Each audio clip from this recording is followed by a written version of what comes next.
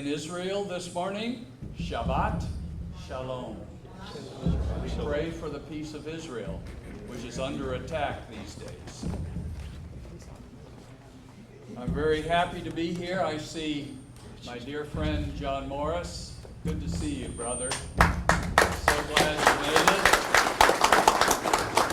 it. Don Shockey, and I want to thank Alan Serson, who really spearheaded this and got this all started.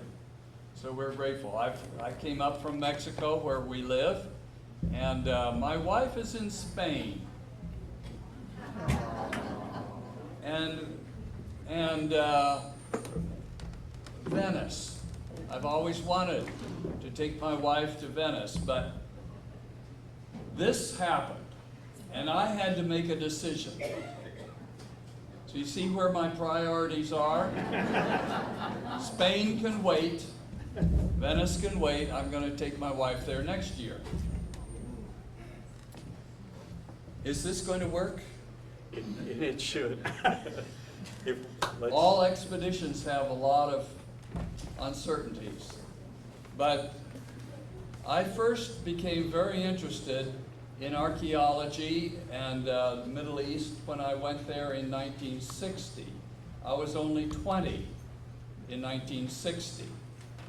And really got interested in all of the archaeology of Egypt, Israel, Jordan, and Turkey. And I began studying. I'd already been working in art. I started drawing at the age of 4 in prison camp. I was a naughty boy. The Japanese captured us in the Philippines. Right after Pearl Harbor, they hit the Philippines, captured us, and I spent World War II as a guest of the Imperial Japanese Army. Starving, tortured. It was the most terrible, terrible time. And you can talk to the Chinese, the Koreans, and the Filipinos what they went through. And as we were lined up for execution, the Japanese had started killing their prisoners. 130 American paratroopers dropped out of the sky.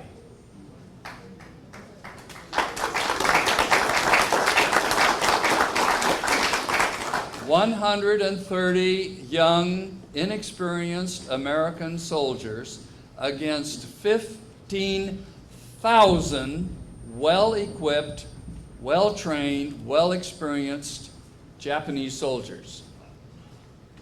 MacArthur set them in behind enemy lines.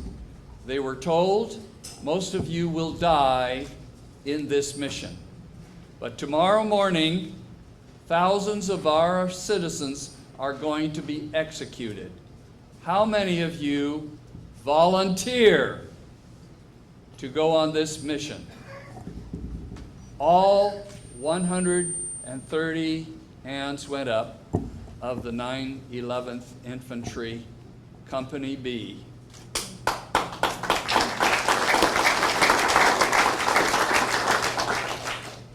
As we were lined up, 9 C-47s flew over, paratroopers dropped, and do you know what they did? They gathered in a circle and had prayer.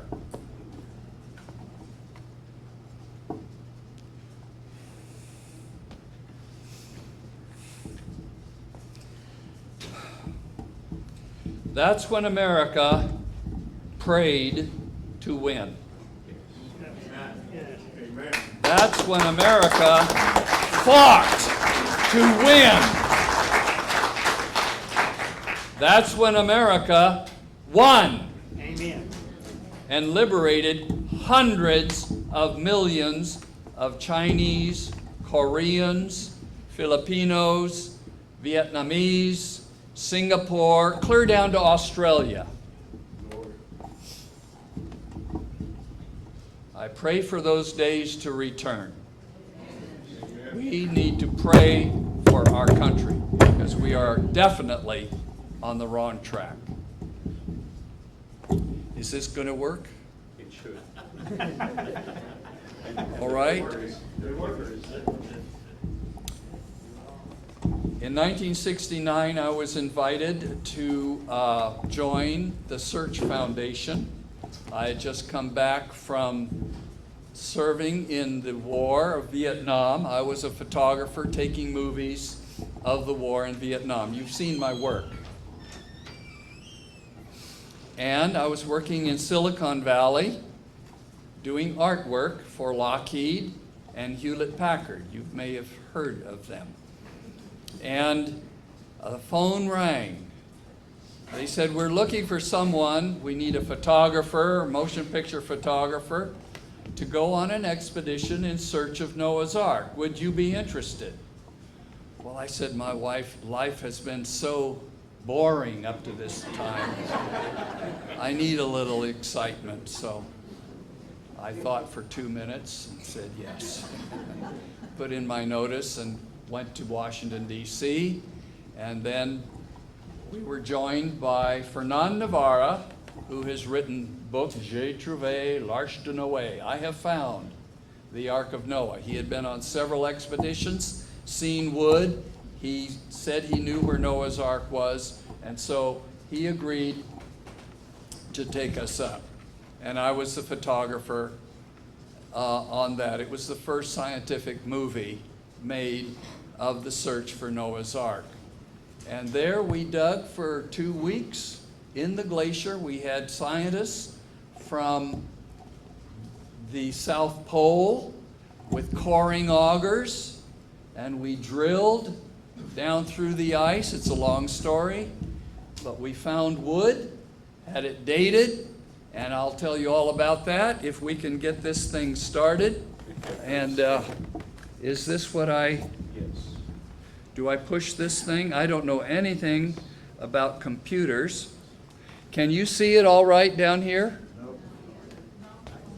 There's nothing downstairs. How about on the other? Let's see if I can get it started here.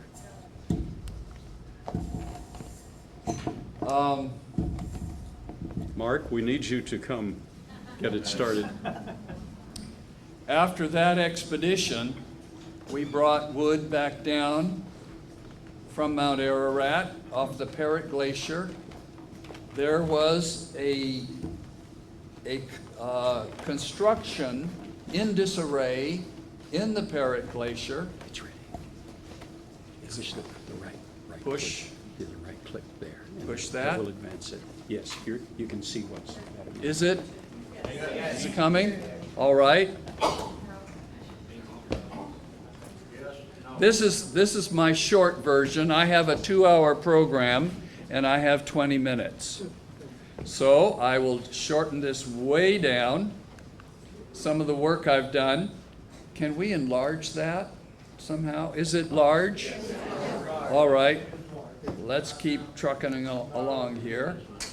Noah's Ark on Mount Ararat in eastern Turkey, on the border of the Soviet Union, Iran, Iraq, and Syria. A very friendly place. 400 wars have been fought through this region.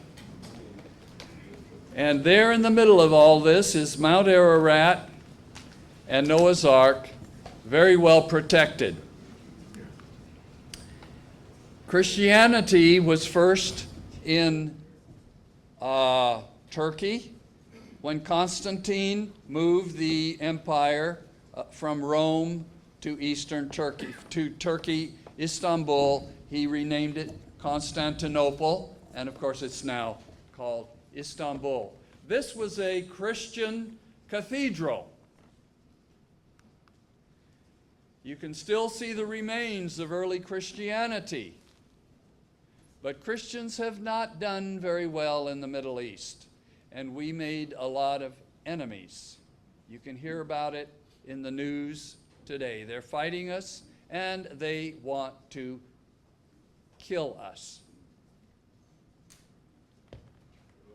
The only thing that can stop this war is the Prince of Peace.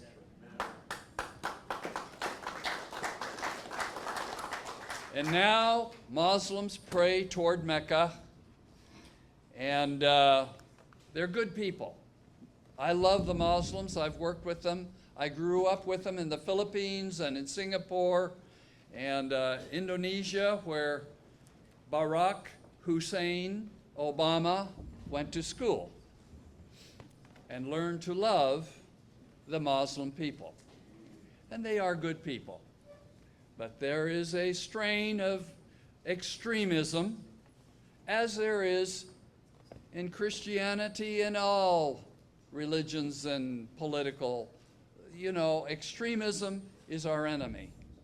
Most people are children of God, and we're all related through Noah. As you go to eastern Turkey, time has stood still. This picture could have been photographed at the time of Jesus, couldn't it? Except for the man in trousers there. This is Dogobayazit, the little town where we gather, get our donkeys and horses and food and permits and guards, and everything costs a lot of money. Lots of what we say in Mexico, mordida. You know, money, money, money. Everything costs in the Middle East. You can't get anything done without paying a bribe. And here's Ishak Pasha Palace. They say that Marco Polo stayed here around 1300. Saw Mount Ararat right out there, and writes about the existence of Noah's Ark in the eternal snows of Mount Ararat. There are ancient Hittite and other ruins. They say that some of these, do you see the walls there? They say those date to the time of King David. And the Hittites, which many people denied for years, but the Bible is full of the history of the Hittites. And there's Mount Ararat, such a beautiful mountain, 17,000 feet. People living as they had for hundreds of years. And now it's a military zone.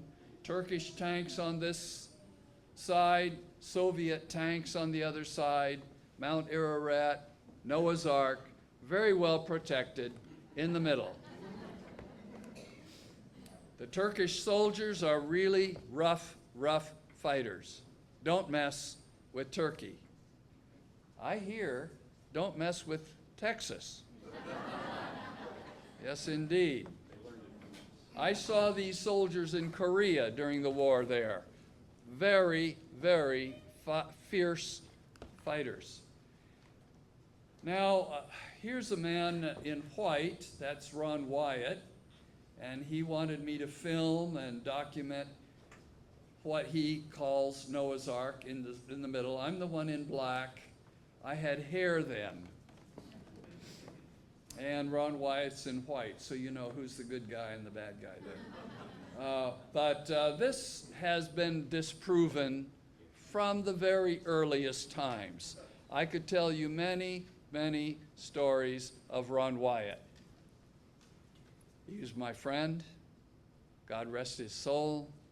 I've traveled all over the Middle East, clear to scuba diving in the Red Sea, where we found chariot wheels from the crossing of the Israelites. So he has done a lot of good work, but some things are not. So I don't want to criticize anyone. I say we should support anybody who's willing to risk their life and search and do work in the Middle East.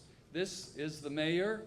He's handing me a piece of stone, he says, is from Nuhun Gimisi, from Noah's Ark. I said, I'm sorry, I can't take it. I don't have a permit.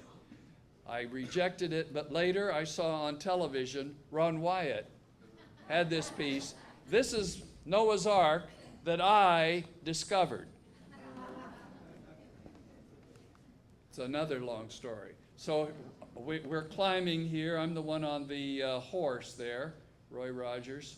And we, 4 days hiking, and we get to a very nice place to camp, to put up our base camp. And I did the first filming. And after a couple weeks of hard work, we found this wood in a crevasse at the edge of the glacier. And we had skeptics, scientific men, especially Dr. Hugo Newberg, a skeptical secularist from the South Pole. But when we found this wood, he cried. We had a little prayer meeting. We later had it tested and everything. I'll tell you about that. I then flew with Fernand Navarra to his home in Paris and in Bordeaux, and he showed me all the wood and all the artifacts that he had had from his several expeditions on Mount Ararat. We spent a lot of time together. But he has found this hand-tooled wood, very much as described later by George Hagopian. Here is George Hagopian, the Armenian who grew up in eastern Turkey at Lake Van. It's a long story. I want to leave some time for John Morris.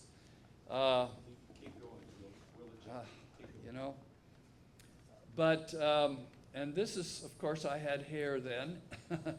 It was right after our first expedition, and I brought wood. I showed him our movies, slides, everything. George Hagopian said, "Sonny, you're in the wrong place." Whoa. We were famous. We were in all the newspapers. Everybody said, Search Foundation discovered Noah's Ark. He says, "Sonny, you're in the wrong place." And that started a year and a half of hard work with this old crusty Armenian who had a heavy accent, but because I grew up in Korea and Japan and speaking to people who didn't speak good English, you speak carefully and slowly, you articulate every syllable, and you repeat your questions, and you use a simple vocabulary. And it took a year and a half to get the whole story, and I have it all on tape, pages of notes and sketches. And George Hagopian, I think we all agree, those of us who are sincere searchers for Noah's Ark, all agree Hagopian is the most reliable eyewitness. And then another reliable eyewitness. But this is what George Hagopian saw, and as you see up here, all the models of Noah's Ark have come from this painting right here, and they made a movie for Hollywood, and they said this is the most reliable view of what Noah's Ark really looked like. Well, I took my baby boy Jonathan to the movies, and when his daddy's face came on the screen in the theater, as big as a barn, "Jonathan, please stand. I want you to see your family there." That's my boy Jonathan. He was a baby when I started this. And when he saw his daddy's face up there on the screen, he said, "Daddy, Daddy, Daddy, Daddy." And everybody was looking, "Shut up, kid.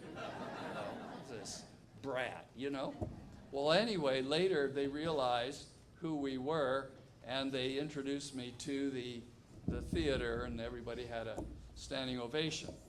But This 2 years later, George Hagopian went back with his uncle, and it was beginning to be covered. Noah's Ark is covered most of the time. It's unreachable most of the time. But on these two occasions, George Hagopian and his uncle saw Noah's Ark. First time, 1904. 2 years later, 1906. George Hagopian was 74 when I met him in 1970. So he was born in 1896, correct? So he died at 72, 2 years later. I'm now 76. Makes me think seriously.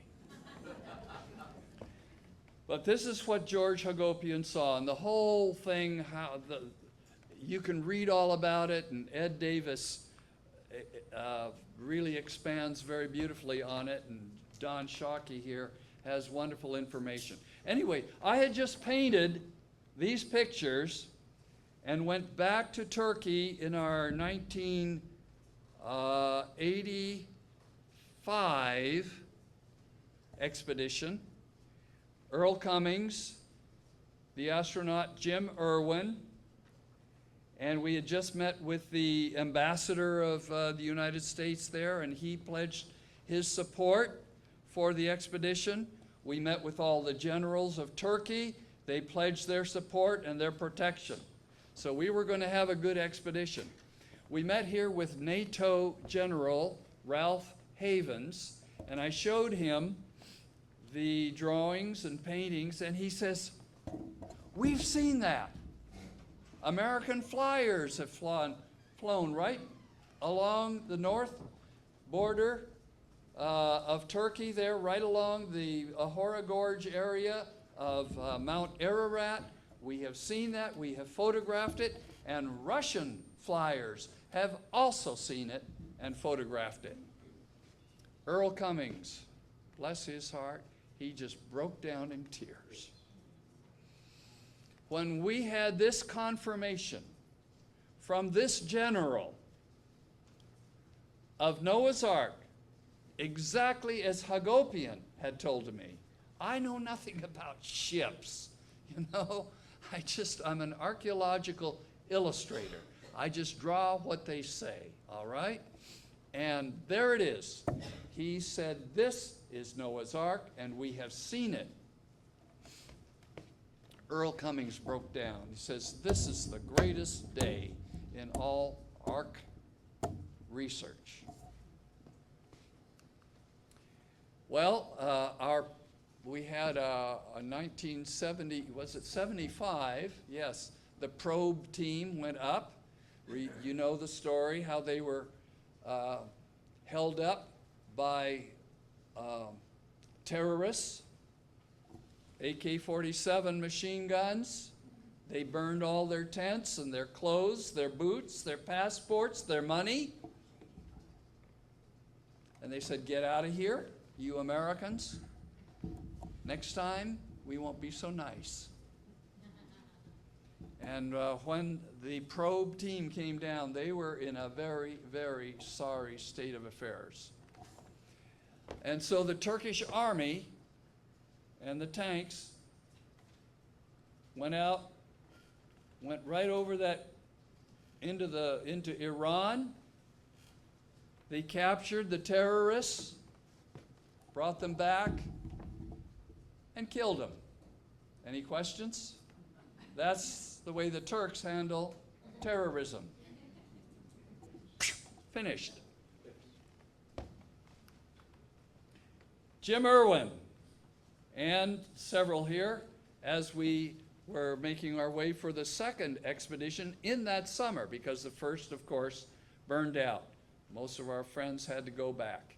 But we then started out for the second time, had a good expedition, and were again turned back by terrorists and the Soviet authorities. That's another long story. But we came to Farmington, New Mexico, and Don Shockey hosted the ARK A THON, and introduced us to Ed Davis. He was supposed to come and tell us about his experiences and firsthand witness of Noah's Ark. But he had, what was it, a stroke or a heart attack? Something. Yeah, he could barely even get up. He was on his deathbed. Do you remember? We all gathered around there in Farmington and had prayer. We prayed first for unity, for God's leading in this sacred search. And then we prayed for Ed Davis to be healed. The phone rang. This is Ed Davis. I'm feeling so good. Somebody come get me.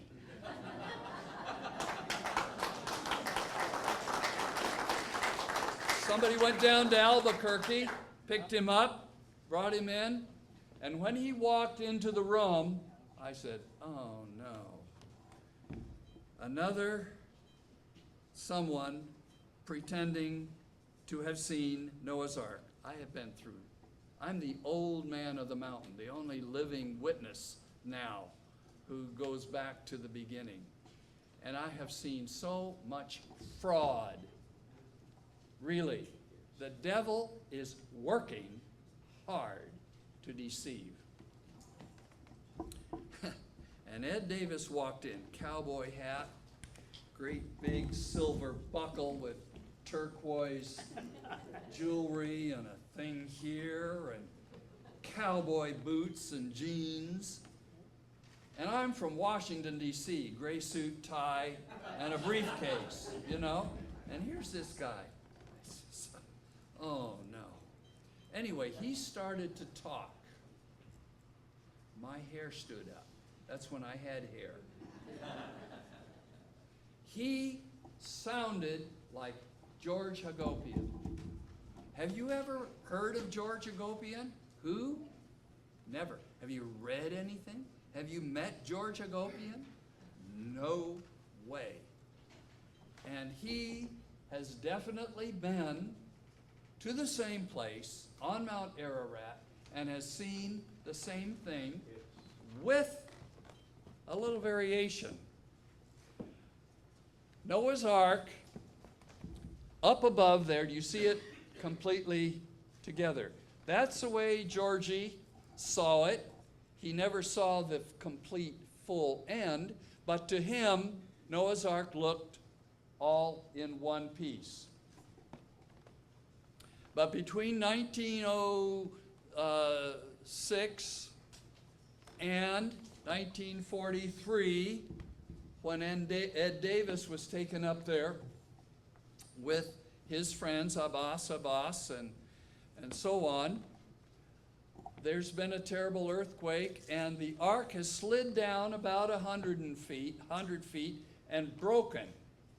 And now you can see the second piece, but now you can look inside.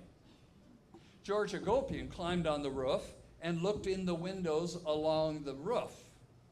And but he couldn't see anything. It was very dark, but it was hollow. Remember that. It wasn't just a big rock. He shouted inside, and his voice echoed and re-echoed. It scared him, little 10-year-old boy. But here, you can now see in, and you can see the 3 decks. Ed Davis describes it very well. The big cages with huge beams of trunks of trees for huge animals at the bottom deck. Down the middle it's like a mall, like this right here. All right, 3 decks, open down the middle, and down the center of the roof is this raised catwalk kind of construction with windows for light and ventilation all the way down the middle of the roof. But at the bottom deck are these huge cages for, he says, for animals larger than any elephant that we know. Second deck, smaller cages, and little cages with wrought iron bars, while people scoff at us. We knew it, you were crazy. The people before the flood and Noah didn't have iron and iron bars. Just read your Bible. Tubal-Cain was an iron worker before the flood, okay? The people before the flood were much bigger and better than we are. It's not evolution, it's devolution. We are pygmies compared to Noah. And if we can find, well, we can. The cubit is not 18 inches according to our measurement, or the 20.6 inches of the Egyptian cubit. It would be more like 36 cubits of Noah, a much bigger man who lived 900 some years. And so that gives you the size of the cubit. And so you can see here where Ed Davis and his Iranian Muslims saw the ark. This is the way it looks tonight. This is a painting. You see the difference between a drawing. This is more archaeological, very black and white with pen and ink. But now this is more of a fine art painting. And you can see what Noah's Ark looks like today, with a stream of water running down. It was very hot, the ice was melted, but there's often a lake there. Many have seen a lake. There's ice, and the ark is mostly covered most of the time. And so here's a painting. Where's that? Okay. Don Shockey he's a great collector. I haven't seen this for 30, 40 years. We produced this to raise $1 million. And there's the painting I did for that. And so here's the invitation that I painted for Bible Land Studios. Noah's Ark, as it has actually been seen. I have all the animals, all the people Noah is inviting. They're scoffing. Scientists were there. Global warming were there. And I could go on. That's right, there are prints available, I understand. I have nothing to do with this, but it's okay.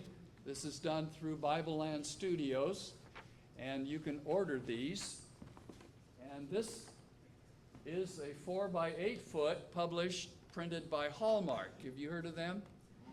And when we were scanning this at Hallmark,